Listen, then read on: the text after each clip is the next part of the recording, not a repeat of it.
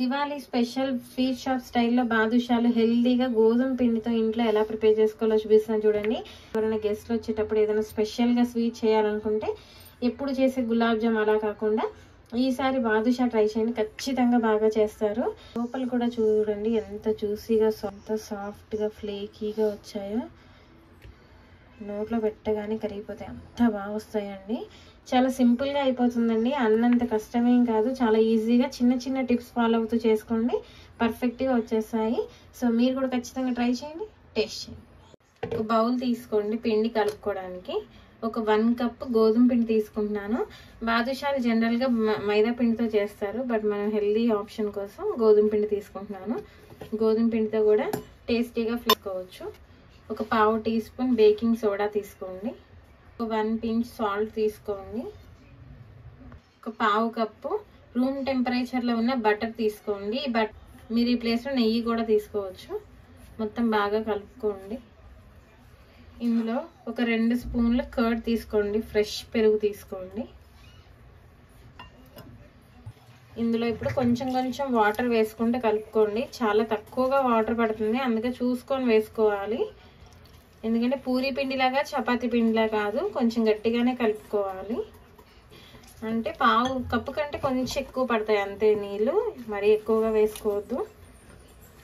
బాదుషా అంతా మనం పిండి కలిపే దగ్గరే ఉంటుందండి, ఇక్కడ పోతే మొత్తం పోయినట్టే. ఇంకా ఇప్పుడు ఈ ముద్దని కొంచెం ఇలా 2 ముక్కలుగా చేసుకొని ఇలా పైన డబుల్ ఫోల్డింగ్ లా చేసుకుంటూ ఉండాలి.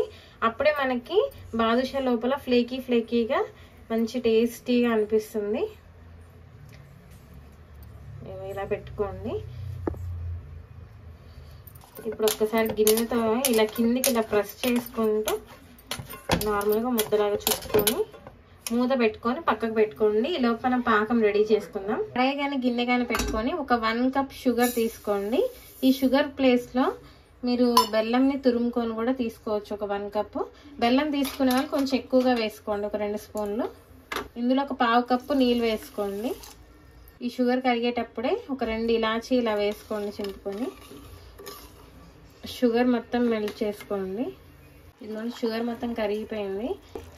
అంటే షుగర్ కరిగి ఒక 3 మినిట్స్ వరకు బాయిల్ చేసుకోండి. ఇలాగా 2 పించెస్ కుంకుమ పువ్వు వేసుకోండి.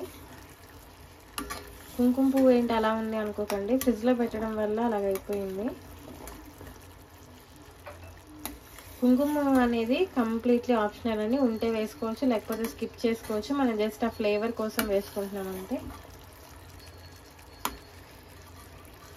ఇప్పుడు ఒక 2 మినిట్స్ తర్వాత ఇలా చెక్ చేసుకోండి. మనకి చూసారా ఇంకొక నిమిషంలో తీగపాకం వచ్చేస్తుంది. ఇంక ఇక్కడ స్టవ్ ఆపేసుకోండి. ఇలా ఒక 1/2 స్పూన్ వరకు నిమ్మరసం వేసుకోండి.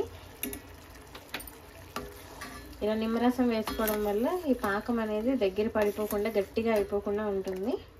అలానే ఎక్కువగా వేసుకోవద్దు, ఫ్లేవర్ మారిపోతుంది. ఒక 1/2 స్పూన్ వేసుకోండి సరిపోతుంది. ఇప్పుడు ఇందులో నుంచి చిన్న చిన్న రౌండ్గా బాల్స్ లాగా ఇలా చుట్టుకోండి. ఇగోండి ఇలా ప్రెస్ చేసుకుంటూ 2 అరచేతిని ఇలా ప్రెస్ చేసుకుంటూ చుట్టుకుంటే మీకు ఇగో చూసారా ఇలా వస్తుంది. అప్పుడు మీరు ఇలా రౌండ్గా మధ్యలో ఇలా హోల్ పెట్టుకోవడమే. ఇలా పెట్టుకోండి అన్ని.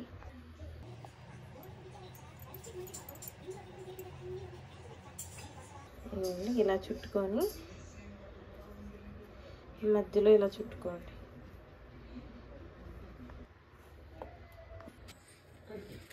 బాదుషాలన్నీ ఇలా ఒత్తుకోండి. డీప్ ఫ్రైకి సరిపడా నూనె పెట్టుకొని ఇలా వేలు పెట్టే అంత హీట్ అయితే సరిపోతుంది, ఎక్కువగా హీట్ చేసుకోవద్దండి. ఇప్పుడు మనం చుట్టుకున్న బాదుషాలు వేసేసుకోండి.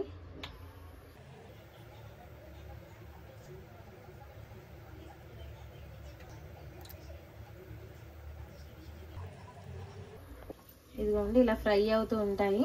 మనకు ఒకసారి ఫ్రై అవ్వగానే కొంచెం పైకి లెగుస్తూ ఉంటాయి బాదుషాలు. అప్పుడు మనం సెకండ్ సైడ్ కూడా టర్న్ చేసుకుందాము. మీడియం ఫ్లేమ్లో పెట్టుకోండి. ఒకసారి మనం టర్న్ చేసుకున్నాక స్లో టు మీడియం అలా అడ్జస్ట్ చేసుకుంటూ ఉండాలి, ఎందుకంటే లోపల వరకు కుక్ అవ్వాలి కాబట్టి. హైలో పెట్టుకుంటే పైన ఎర్రగా అయిపోయి లోపల కుక్ అవ్వవు. చూడండి ఎలా పైకి తేలిపోయి నూనె పైకి వచ్చేసి ఇలా రౌండ్గా తిరుగుతున్నాయో. ఈ టైంలో మనం సెకండ్ సైడ్ కూడా టర్న్ చేసుకోండి. ఇప్పుడు ఫ్లేమ్ కూడా తగ్గించుకోవాలి, మొత్తం స్లోలో పెట్టుకొని ఈ బాదుషాలు తిరగేస్తున్నప్పుడు అర్థమైపోతుంది, బాగా లైట్ వెయిట్గా అయిపోయి మంచిగా పొంగుతాయి. చూసారా ఫ్లేకీగా ఎలా అయిపోయాయో.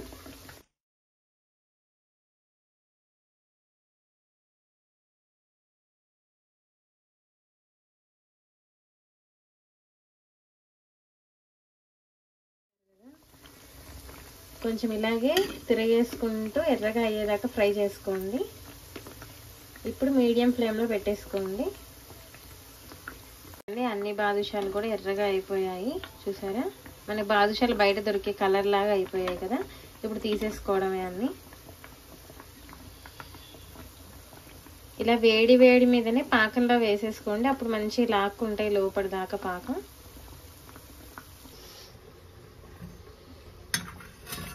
పాకంలో వేసుకొని పాకం దీని మీద ఇలా వేసేసుకోండి.